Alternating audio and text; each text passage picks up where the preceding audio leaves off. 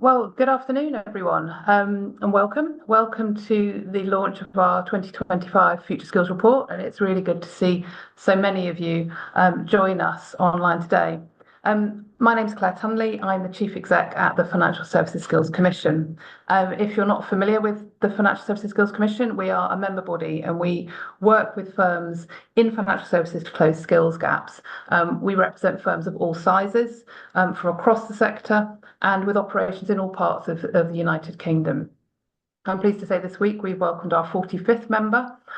So we've grown massively over the last few years. And collectively, our firms employ around 300,000 employees, which is around a third of the UK's financial services workforce. The data and insights that you're going to hear about today are shared with us from our member firms.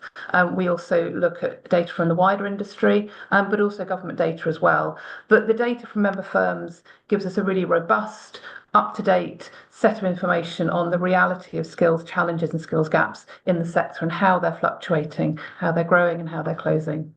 The report is available to download on our website, and you can use the QR code on the screen to get to the link. We have a packed session today, and we've got a good agenda. So if we can shortly, I will hand over to Sharon Doherty, who's the Chief People and Places Officer at Lloyds Banking Group. And Sharon's going to talk about the importance of skills to the journey at Lloyds and how skills are supporting success at the firm. Then I will hand over to Katerina Earhart, who is our Policy and Research Manager at the Financial Services Skills Commission, and she will take us through the findings in the report and the key findings. Then we've got a great panel lined up who are going to dig into those findings in a little bit more detail and talk through how these findings how the challenges are being dealt with in their firms and how they're taking action to look at the skills gaps. Just a reminder for the panel session, you are able to submit questions to the panel. Do use the Q&A function at the bottom of your screen. So thanks again for joining, and I'd like to hand over to Sharon. Very prompt, Claire. So good. I think it's probably good afternoon to pretty much everyone on the call. Great to be here. So I'm Sharon Doherty. I'm the Chief People and Places Officer, Lloyds Banking Group. I've been there for about three years now, and we are in year 4 of a big transformation.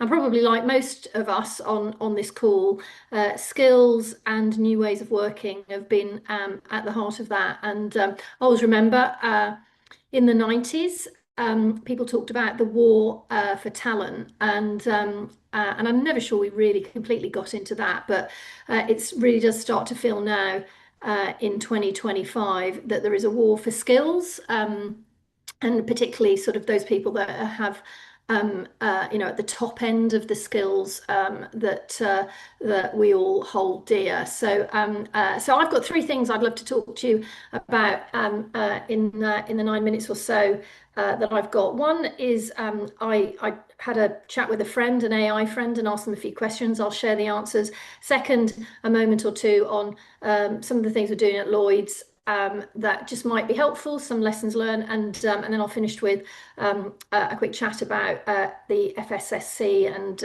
how as members we work with them, what we get from that relationship. So so I won't say which LLM I asked, but I asked it 3 questions. And so first question was, which country is winning the skills war? And you'll all have different views, I'm sure. So number 1, US. Because of the Silicon Valley and the ability to attract global talent. Number 2, I was surprised on actually, was Germany. But if you think about what LLMs scrape, then there's just a ton in the ecosystem around all the vocational training that Germany has done for decades, is the truth of it. And then the third, probably no surprise, was China, and it said it's because it has a skilled workforce. And then I read this week that China is going to start teaching school children from the age of 6 AI. And that was suitably followed up by an edict from Donald Trump that the US is going to do something similar. So that was question 1. Question 2 a bit closer to home, pluses and minuses of UK skills, and what does AI think about that? So what do we think is positive about the UK? So our universities, I think we all know that. We probably underappreciate actually what a great university system that we have here. We are ranked 7 with global talent as a destination and for our diverse talent pool. What are the downsides of the UK? The skills gap, particularly in tech and engineering, Brexit, and the impact that that had on how people feel about coming to the UK. Some might say that's a good thing, but I think from a top end skills, perhaps less so. And then thirdly, youth unemployment. That was seen as a drag. We have 1 million 16 to 24 year olds that are not in education, not in training, and not in work. And interesting that AI thought that that would be a real drag for us. And then third, even closer to home, I said, what do I need to know about the UK financial services skills? And remembering UK FS is 12% of UK GDP. As Claire said, just over 1 million people in this industry. And so it said UK FS has a highly skilled workforce, so that's great. Skills gap, though, is having an impact on productivity. That's less good. And then it also said, if you need to know anything about financial services skills, ask FSSC. Yeah, so there you go. And they used all of your facts. So 160,000 people need to be reskilled in our industry. 260,000 by the end of the decade will retire, and they are some of the most highly skilled that we have. So AI is telling us that it's a changing world. The UK has potential if only we could unlock it. And skills is going to be really critical for growth. And I guess we probably knew most of that, but I think it's sometimes just helpful just to set the scene and remember just how important skills are in a growth of a country. Then if I look at second, look at Lloyds. I think, as I said, all of us have been on our skills journey. And just a moment on some of what we've been doing here at Lloyds, and I think you'll think, okay, some of this is similar, but we're a large company, so let me just sort of share a few things we've done, and then probably more importantly, some learning. So 60,000 people, mostly in the UK, but also US, Europe, and in India. We've been on our skills-based organisation journey for over two years now, and I would say probably another 18 months for it to feel really substantively embedded. Right now, we are coming to the end of one strategic chapter and getting ready for what we would call our 2030 strategy. And strategic workforce planning, skills archetype shape, are a really important part of that. And so we do strategic workforce planning every quarter. And then we have big moments when we link it into our strategy, and that is very much anchored in skills and back ends into our financial process. So I would say that's probably been one of the hardest things that we've done with skills. Probably like all of us, we are working on OD skills work, and all of our skills work connects into our job descriptions now. And that again has also been a really tough piece of work. Like everyone, we've been working on all of the systems. How do we have the right systems? How do we connect it into hiring, training, performance management, and reward? And I think probably reward for all of us is one of the toughest areas. We've still got a year, 18 months work on some of that. We have a real sort of debate inside Lloyds about, on the one hand, we create an environment where everybody can access learning, but actually we find big programs really help. So if I look in the last sort of 6-9 months, we've onboarded 1,000 graduates and apprentices, and they're all going through different forms of upskilling. About 35,000 people, 25,000 in our retail business, 10,000 in tech, are going through substantive skill shifts. So in retail, that's about digital. In tech, that's ways of working. We've mindset train 10% of our organisation on how we want them to be different and how we want them to agitate for change. And then at the top of the house, we put a lot of effort into training our executives, so our exec committee. So we've spent a week in Silicon Valley, a week in Canada, and a week this year in Europe on AI, double clicking as a team on what the opportunities and risks that presents. Our top 300 will spend 15 days centrally on training this year, and probably another 5-7 themselves. Some of that on AI, some of that on mindset shift. So quite a big investment in time. And with our trade unions, we've just kicked off a trade union, a skills council with them. We'll meet with them 3 times a year, and we've given them 30 skills champions that we pay for so that we can work with them. So a lot of things there. And if I pull back, a few learnings for us. One would be senior engagement and role modeling. So the fact that we spend time training, we're very visible in sharing to the organisation that we're learning things as individuals, but we're also learning together on critical subjects as a team. Even though all of us will have cost pressures, actually our training budget does not get cut. Now we make how we deliver training more efficient, but the content absolutely is sacred and guarded. I think we're all vying with how do we get time for people to do training, and for us, part of our resolution there is actually programs that we put people through so that we're really guarding that training. And I think the holy grail for all of us is how do we change the culture so we create learn a lot sort of mindset rather than someone has to make you do it. And I know that's a battle in a busy world. So anyway, so those are some things that we're doing that just might be of interest. And then if I move to topic number 3, the FSSC, I've been a part of FFC since I joined Lloyds, and Lloyds have been a member since the beginning. And I think when you join as a member, what you start to see is that whilst many of us are competing in the industry, there's also a massive opportunity for us to all learn and almost the tide to rise if we work together. And the FSSC really helps us to do that, because if we have a healthy industry with well-trained people, they will move around, and I think that's in all of our benefits. FFSC, it's a network. It represents us with government. So right now on the industrial strategy, on Skills England, on the AI plan, and whilst we can all do that individually, it's also very helpful to have a collective voice. And you're going to hear today about the amazing data that they collect from all of us, and then we figure out what that means. So if you are there and you are not a member, I'd highly recommend that you lean in and figure out how you can be. It's a really good network to be part of, and is adding a lot of value for us here at Lloyds, and that's a similar message right through the network.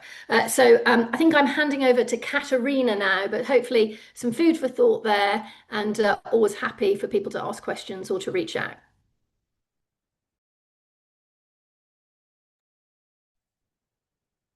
Hello, everyone. I'm here to take you through the findings of our research, and I'm looking forward to giving you an overview of the progress we've made and the challenges we still need to address. As you've heard, our findings are based on data from our members. 24 members have, or we'll have that on our first slide, 24 members have participated in our member survey. Many of them are banks, but we've also got the whole range of the industry: insurers, building societies, investment managers. And on top of the member survey data we've collected, we've also reached out to the wider industry. We've done an extensive literature review. We've used ONS data, but also data from our partner EY. We've run member workshops and interviews with 3 academic experts, and all of that has added to the robustness of the findings, which I'm now going to present. And I'm going to start with the first slide on the skills challenges. So last year, the UK government published new data. For the first time, we have a new index of in-demand roles, and this is a slightly sophisticated way of understanding where is the highest demand. And unlike existing data, it doesn't just look at job vacancies, but it also looks at wage growth, visa applications, a whole range of indicators. And the finding of this was, out of all industries in the UK, financial services has the highest share of in-demand roles. And that just really, really illustrates how tricky it can be to get access to the right talent, because 70% of the roles in our sector are in demand. And so the pressure and the competition for that talent is immense.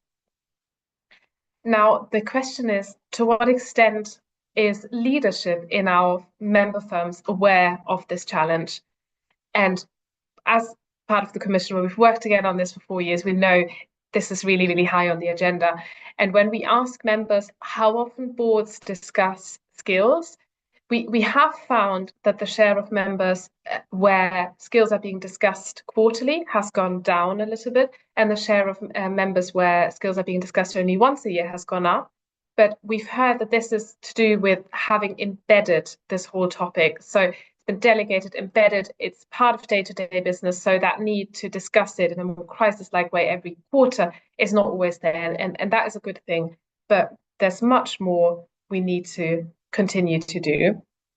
And the first question perhaps is, which skills in particular do we need to focus on? And you can see some of that on the next slide. So we have a framework, many of you will be aware of that. We have a future skills framework which has 13 future skills, and they include both technical skills and behaviors, which are equally important. On this slide, you can see the technical skills. And you can see that the demand outstrips the supply for every single one of those skills. And the same thing is true for behaviors. But what we have seen really clearly in last year's data is that those skills where our members are putting focus, where members are reskilling people, are upskilling people, that's where we are seeing the demand for those skills going down. So software engineers is the top role that members reskill into. There are many data roles where there are extensive reskilling programs. Agile roles are the same, and we can see the skills gaps are closing here and the demand is going down. And so that's really, it's a real link. It really shows that those employer efforts are having an impact on the skills gap. And our findings align with findings from the World Economic Forum in their report from January, which also found that skills are slowing, demand for skills is slowing, where there are existing upskilling and reskilling efforts, and that's a really positive story. It might not be the only part of this puzzle. There might be other things going on, but this is a really positive story that we would like to continue to drive forward. Now, to focus a little bit more on upskilling, let's go to the next slide. So to continue to address this challenge, to continue the good work, we need to have time for upskilling and for learning, in particular among our workforce. And our previous research has shown that there are in general 6 barriers to more learning. The top barrier, number one barrier every single time, is time. People are lacking time to do the learning. It's as simple as that. And the number 2 barrier is cost, and I will come back to that. Now, our data suggests that members have done a huge effort in terms of simplifying learning, and in particularly mandatory learning. So as you can see on this slide, the hours that an average employee will spend doing training that they have been mandated to do by their company have gone down by over 2 hours compared to our previous survey. And this is because those modules have been simplified, because there's been self-assessment, because things have been made more engaging. So the time required to do this type of learning has been increased, with the intention to free up more time for other types of learning, for more strategic, future-focused type of learning, and also for value-add activity. However, at the same time, our data shows that over a quarter of colleagues in member firms are not active learners. And that means that they're not doing a single piece of non-mandated learning. So they're not picking up anything that they're not beyond what they're mandated to do. And this is really something that we need to change to engage everyone with learning. But the positive thing is that 3/4 of our industry are already doing so. Now moving on to the barrier of cost, which we can find on the next slide. So as we heard also in Sharon's remarks, training is crucial, and those investment budgets, they are very important to our industry. And now government data shows that financial services as a sector actually spends more on training per person than the national average. And it's also one of very few sectors where that amount of spending has gone up compared to previous years. So that's very encouraging. We've got data from our members to understand a little bit better what that training is being focused on. And when we focus on external learning and development spend, so usually that's subscription for huge platforms of online learning. This doesn't include in-house learning, qualifications, all sorts. But that data shows us that our members are spending slightly more on technical skills than on behaviors, but broadly speaking, what they spend on training is relatively evenly split between both those types of skills. And that's really important because behaviors have huge skills gaps as well. So adaptability, creative thinking, the supply and demand gap for those behaviors is as big as the supply and demand gap for machine learning, which is the biggest in our sample. So clearly those deserve a lot of attention. And similarly, the demand for coaching has increased for the second consecutive year, and that's also something that's being targeted through that investment. What else do we need to do to close skills gaps? You can see on our next slide that we have identified 7 types of talent supply that we need to leverage going forward. These break down into internal and external supply. In the internal supply, we've got things like reskilling and upskilling, which you've seen on the previous slides.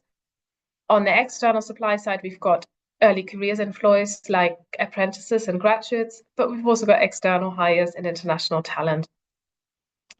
And what's really encouraging to see is that financial services as an industry is more advanced when it comes to skills-based hiring than other industries.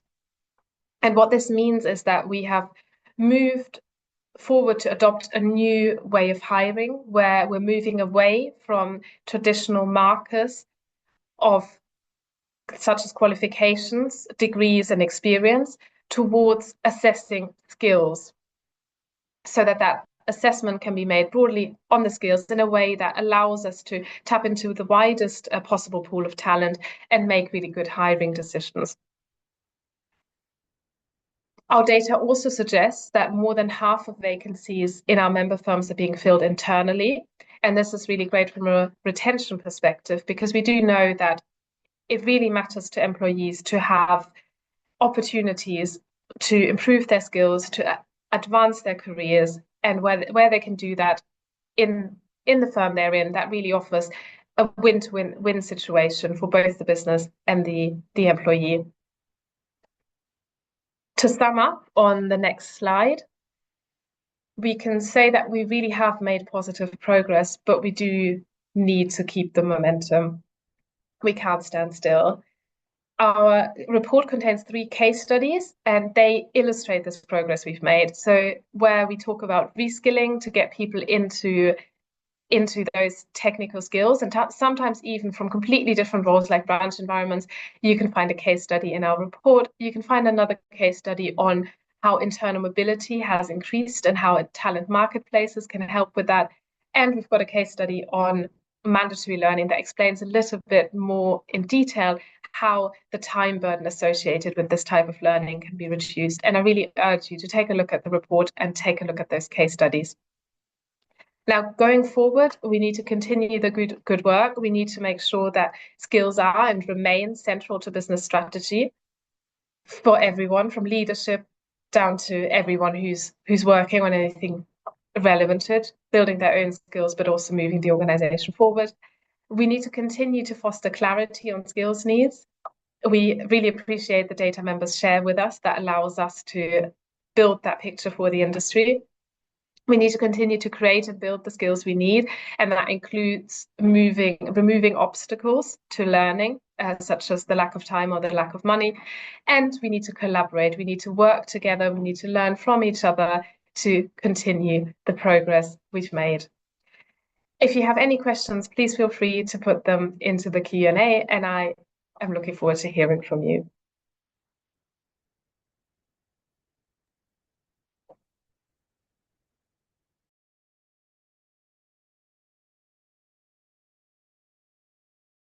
Thanks very much, Katerina. And we're now going to move on to the panel discussion. And I've got 4 panelists joining me this afternoon. I've got Matt Wintle from Admiral, Sean Scantlebury from EY, Watson Stewart from Standard Chartered, and Geraldine Kemp from Leeds Building Society. Welcome to today's panel discussion. As Katerina said, we've got opportunity in the Q&A box for you to ask your questions of the panelists.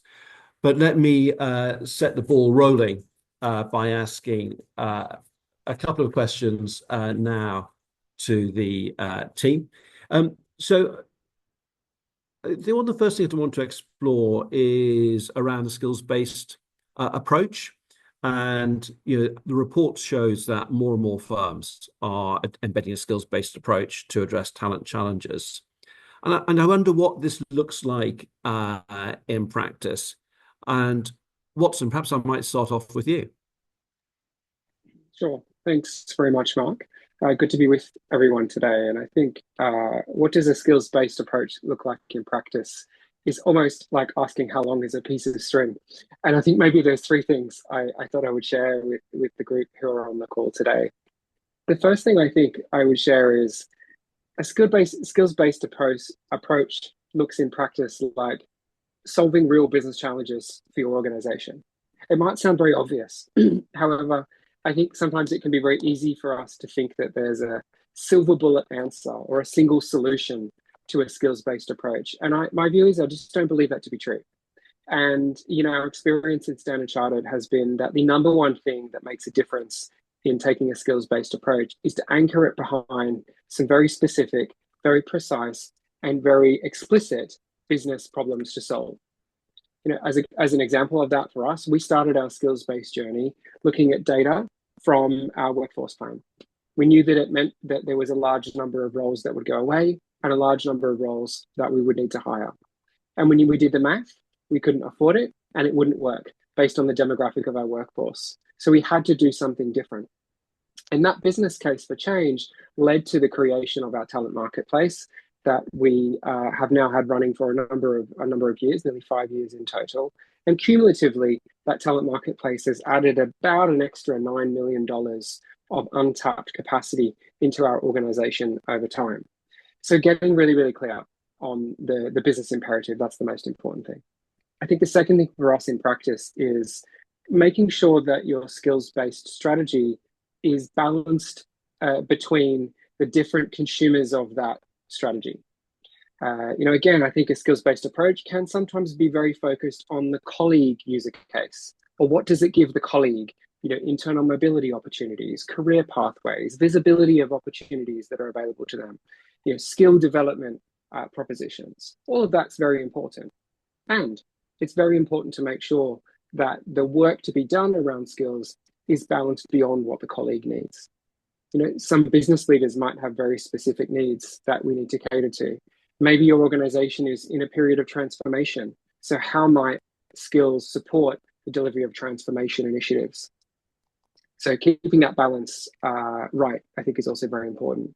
And the third thing that I would say what skills-based organizations look like in practice is an obsession with pace over perfection. As it maybe links to the first point, there is no one answer. I think it's way more important to do it 80% right and move the work forward as you think about skills than really trying to find the perfect answer and it taking much longer. As we know from all of the data in the research report, the skills data and the skills supply and skills demand in the market is moving so quickly. I also think organizations need to do the same. And I say that knowing the tension between big, complex corporate organizations moving fast and how the world is moving. I think we've all got to hold on to that tension and find ways to move the work forward, despite not having all the answers. That's super. Thank you, Watson, for that. Sean, given your experience and the clients that you work with at EY, what do you see in terms of the way firms are becoming more skills based in their approach? Do you see them as the issues that they face? Well, look, I think what has picked up on some really important points. I think for me, looking across clients and a lot across sectors, you've got three buckets. You've got people who I would describe as still being fixed organizations focused on job-based structures, position-based working, and skills still being a language which is being understood. The application of skills to driving business decisions and business outcomes is still being understood. I think on the other extreme, you've got organizations who do feel much more skills based, where people are deployed based on skills. Workforce planning is based on skills, and staffing insights are sort of largely guided by AI-driven talent marketplaces. But I've got to say, Mark, I think that the majority are somewhere in the middle, or I'd call hybrid organizations, where we still have job-based structures, but skills are powering certain staffing decisions, and focused more on areas where there is a faster velocity of skills changing. And that's where I really align to what Watson said. I think where I've seen frustration is where organizations have, let's call it, sprinted towards some of the technology available on the marketplace to support skills-based organizations without necessarily having the architecture or indeed the business focus to really get the return on investment on that focus. And that has led to many of our clients coming to us with frustrations. And where is the ROI? Everyone's talking about skills-based organizations. I'm not seeing the use cases. So I'd say there's a real blend, but I think increasingly people are finding themselves in that hybrid space where they have identified specific business cases, specific use cases, and applying skills-based technologies and processes to those, and far better results as a consequence of that, Mark. There's a real, I think one of the points to draw out from that, Sean, is you've got to do this properly. Absolutely. Oh, yeah. You can adopt that middle ground, and that's entirely reasonable. But actually, you can't just think if I get some more software or new technology platform, that's going to crack it. There has to be a holistic approach to getting this right. Absolutely. And I think a business-led approach, I think also, I couldn't agree more. If we can find the real business rationale for us taking a skills-based approach, I think you're more likely to do it properly. If we're focused on the race to have something which is a skills-based approach and therefore buying into some technology, that's where we can really see some frustration coming into organizations, and best avoided. Okay, that's super. Geraldine, can I bring you in to this conversation about implementing a skills-based approach? Yeah, absolutely. I think one of the things that it's worth. So you just pressed the mute button by mistake. Sorry about that. Okay. As you can see, I need some skilling in the technology space. So there's one of my learning objectives for the year. So in terms of skills-based approach, one of the things that would be great to sort of touch on is certainly how does the customer come into the thinking around business transformation and skills to enable that. So like many organizations going through business transformation, technology and becoming digitally enabled is obviously a key lever, but the why is the customer. And, this is true of transformation that's underway at Leeds Building Society. And just by way of context, we're embarking on a full core system replacement program, which is moving us to cloud-based modern banking platform that is based on modern software engineering. So lots of opportunity for our colleagues to upskill and reskill. From a customer perspective, bringing it back to the why, our transformation journey, will change most of our systems for customer-facing colleagues in contact centres and branches. So rather than navigating through sort of multiple screens, we'll have one integrated system complete with a knowledge-based module. So that will guide colleagues through the right processes and utilises AI. And these changes will allow colleagues to spend less time on process and focus on having the right conversations, increasing our propensity to meet customer needs at first point of contact, and therefore reducing friction in customer journeys. So, again, coming back to sort of the opportunity for colleagues to upskill and reskill, and finding the right balance between not only the technical skills, but also the behavioural skills being really key to enabling that transformation. And that's a really important point, isn't it? It's not just the technical skills. So it's not just about encouraging people to understand AI and its capabilities better or understand data better. It's how do you then deploy that knowledge and insight to benefit customers? Yeah, absolutely. And actually, I think it's really encouraging to see that there was this balance in the data that coming through in the future skills report around both behaviours and technical skills. And I suspect we may see an even greater shift and emphasis on the behaviours, right, with the technical skills being rapidly evolving, but those behaviours that are needed being enduring. Excellent, thank you very much. What if I might just turn the topic slightly differently, and just one of the things that Katerina brought out in the slides was about internal mobility. And I wonder, Matt, if you could talk a little bit about how you're thinking about the use of internal talent to fill skills gaps. Yeah, sure. So I think there's a few things that have been said already that I think make a lot of sense, and I'll pick up on. I think there's a big picture, I think, which is around sort of culture and mindset, which I think is really important. Where I work at Admiral, that's been something that has been prevalent in the culture for as long as I can remember. So that gives us a really strong footing. And what I mean by that is people are encouraged to be fairly open-minded and not be pigeonholed into certain roles. And that gives you a really good starter, because then people feel free to look at other things. The bigger you grow, the harder that becomes without some sort of platform to be able to do it. But just following up on something that Sean was talking about, you can't bring a platform in to do it and then decide what you want to do. You have to kind of be doing it and then think we've reached the boundaries of what we're able to do here with the processes we've got. Let's get some technology to support it. So there's that foundation, but also continuing to reiterate that with the senior leadership team, and getting them to champion it and getting them to demonstrate it, I think, is really important as well. So right now, for example, we've got a program underway where we're working with the CEO and his reports to be specific about some moves that they may make, some mobility around their teams to grow a good bench strength of leaders. And then we talk about that as a narrative in the rest of the business so that people can see it's being championed from the very top. So I think that's really important. Again, repeating what's been said, kind of understanding where the pinch points are in the business and focusing on that. So for us, it'll be the same as others, I'm sure, like data, digital, CX, those sorts of areas, and focusing our mobility efforts on those things. So for example, we've invested a lot in our data academy over the last couple of years, and that's really given us great benefit because the business need is there.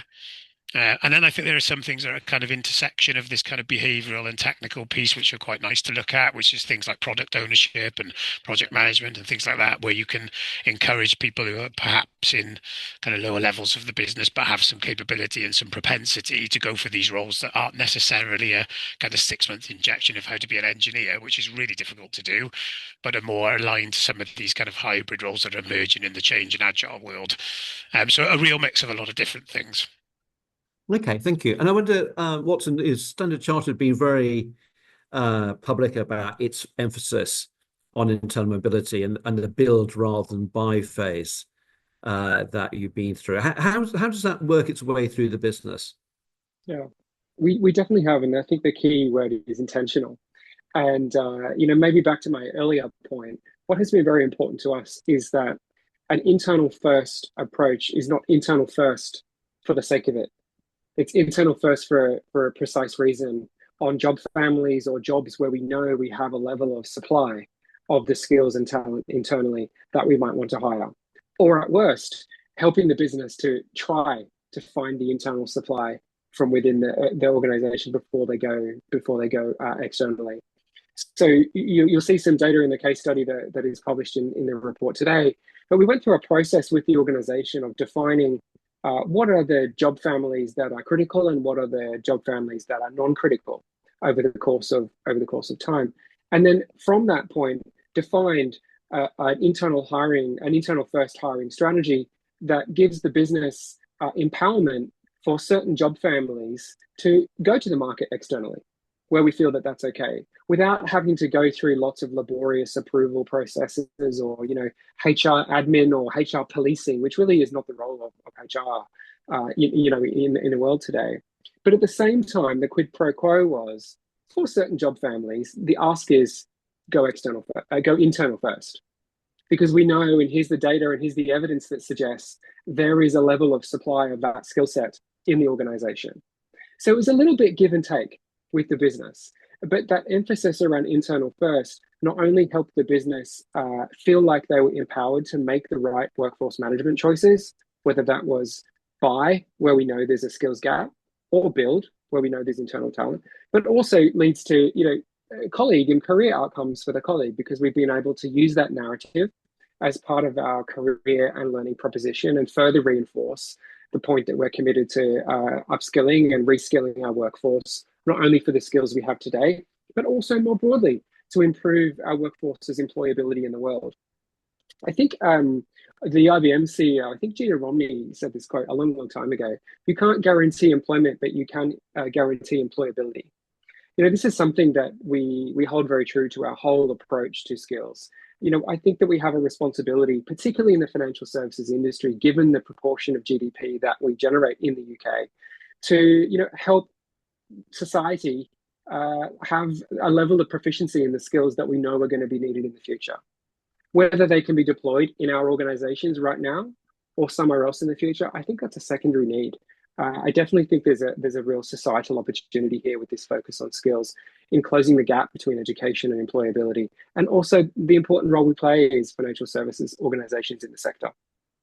That's really helpful. And I think that point about employability, and in particular, given how anxious people are by the impact of AI on roles, the more you can help people have confidence about their future employability, I think that's a really important factor. I wonder if I can just lob in a question here from the audience. And it's linked to internal mobility, but also to apprenticeships.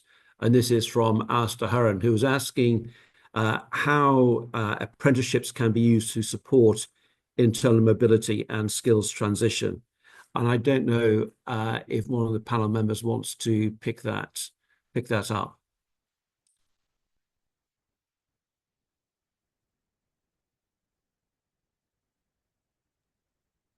I can jump in with a fairly high level response, if you like. So we've traditionally not made fantastic use of our levy here at Admiral, which is linked to the Welsh levy, which is a little bit different to perhaps what a lot of other people are dealing with. But what we have done in the last few years is started to do that and really focus on it. And step one was internal mobility. So it was to use some of our levy to upskill some people in various areas of the business into roles that we find critical. And we did that first as a test before this year, now moving forward to a wider sort of apprenticeship program for external people. And very similar to the answer I gave earlier, it's targeted. So we look at where we need certain skills and certain capabilities in the business, and then we offer those internal apprenticeships to people for people to apply for certain roles, like in the sort of data product type areas. So fairly small for us, but has worked well and has allowed us to, in kind of a cheap way, because we're almost paying for it already, but in a cheaper way than it would have been, to reskill some of our internal colleagues by using the apprenticeship levy. I don't know if anyone else wants to add to Matt's answer. That was really helpful explanation. I think it's also right. I'm right in saying that in the report, and I can't remember, Katerina, if it was on your slides, I think the split in apprenticeships is broadly 50-50 between supporting new hires and supporting internal mobility. So a number of members are using it in the way that Matt outlined earlier.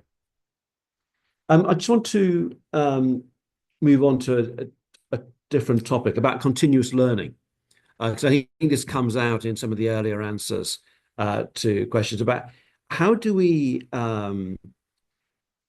encourage continuous learning, and how do we encourage the right type of learning within organizations?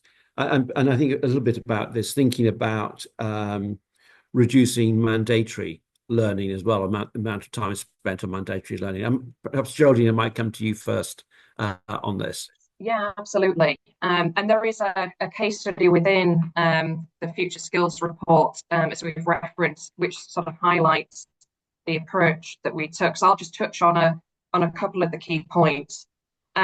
So the transformation in our mandatory learning has been key to unlocking learning capacity and also increasing appetite for upskilling and reskilling.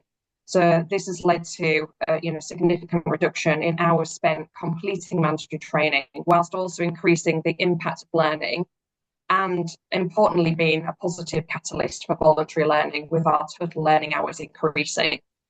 Our mandatory learning is often the first touch point for a colleague when they join the organisation, and it's part of their regular learning package.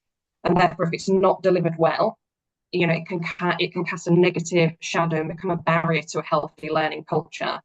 And there are a few sort of key ingredients that enabled us to make this shift in mandatory training at Leeds Building Society. The first was around rebranding and reframing mandatory learning from being mandatory to being essential and engaging. So we set out with the ambition of making it both those things, so captivating our audience. And we rigorously applied what I call the brilliant basics. So content must be relevant to the end user. Prior knowledge is recognised, so no repeat clicking through slides. And we packaged the learning into quarterly themes. And then we did what I call sort of sprinkling the magic on. So we actually got creative, working with external design experts and our subject matter experts internally. We brought a bit of flair and personality to the learning. So we're lifting it off the screen for colleagues and making it memorable.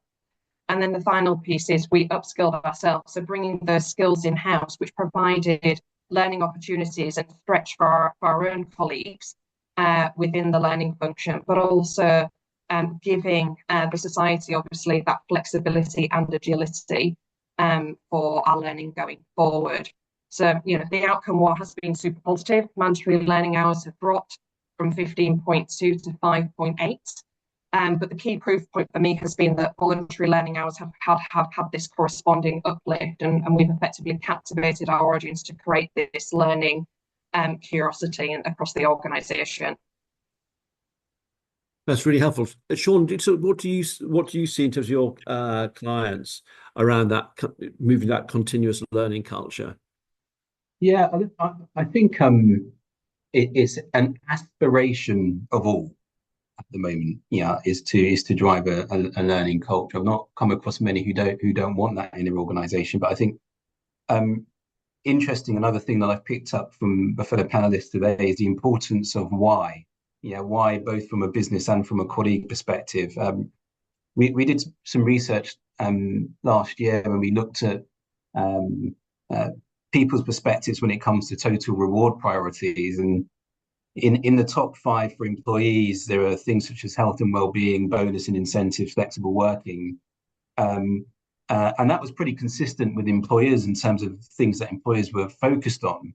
But actually, one of the things that differed was in the top 5 for employers was skilling, but it wasn't in the top 5 for employees. Actually, the top 5 for employees, it was still cost of living was a primary focus. It was, don't get me wrong, it was definitely top 10. It just wasn't top 5. And the reason I raise that is because I think we also just need to be cognizant that some employees are not sat in the organisation wanting you to continue talking about upskilling them.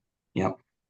Now, why is that? Well, if we tie in some of the research we've seen in this report, there's still a lot of evidence that we're not actually giving people time to learn. We're not giving them enough time to learn, and so we've got this real, I think, contradiction in people that everyone's talking about the need to upskill, but we're actually not making it easier for me to upskill. So I think, in terms of getting this right, there are sort of three things I think we really need to be thinking about. One is, in addition to really being clear on the interlock with business strategy, we need to be clear with individuals about their why for continuous learning. And I think you've heard lots of good reasons around the conversation today about why that is important for individuals. I love the employability piece, actually, and the lock into purpose of the organization and employability for people in a world that is moving so quickly. I think the second thing is creating the space and the permission to invest in learning and development, so that there's not a disconnect between what you're telling you want me to do and what you're actually enabling me to do. And the third point, I think, is really linked into what Geraldine was just talking about. How can we leverage our creativity and our technologies to provide a much more engaging experience for colleagues when it comes to learning? One point I will mention, because it comes out in the report, the investment in coaching. I think there is something in there, Mark, about also the role of the leader, team manager, to support learning in the flow of work and on the job. I think often when we talk about a culture of learning, we do focus on, if you like, formal classroom-based learning. I don't think we can ignore the importance of on-the-job learning as a part of that culture. And I believe that's part of some of the behavioural skilling investment we're also seeing here, is how do we help leaders develop leaders, team managers develop skills in their teams in the flow of work as well. Sean, that's really helpful, because I think there were a couple of questions in the Q&A box that collectively you've helped respond to. One was about change in behaviours and how you get that learning culture. But I just wondered whether we could just double click a bit on the coaching point, because that's a question that's come up about how do you see coaching fit and play a part in driving the future skills in your business? Because I think we have seen for the second year running the demand for coaching increase. We know a number of member firms invested quite heavily in that. I think we did a case study last year, I think, from Danske Bank, for example. Sean, can you say a bit more about how firms are using coaching to upskill? Yeah.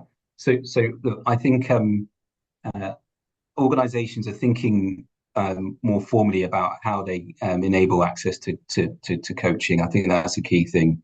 Often coaching in the past has been the reserve for very few, and that's simply because of the business case for it. It seems to be reserved for people as a part of a formal leadership development program or the like. What I'm seeing, Mark, is organizations trying to sort of democratize access to that type of learning. So I'm not saying necessarily getting lots of people an individual coach, because that is expensive, but I am seeing an increase in AI coaches being used to support things like customer service agents, to support things like performance management conversations, to provide that type of learning experience.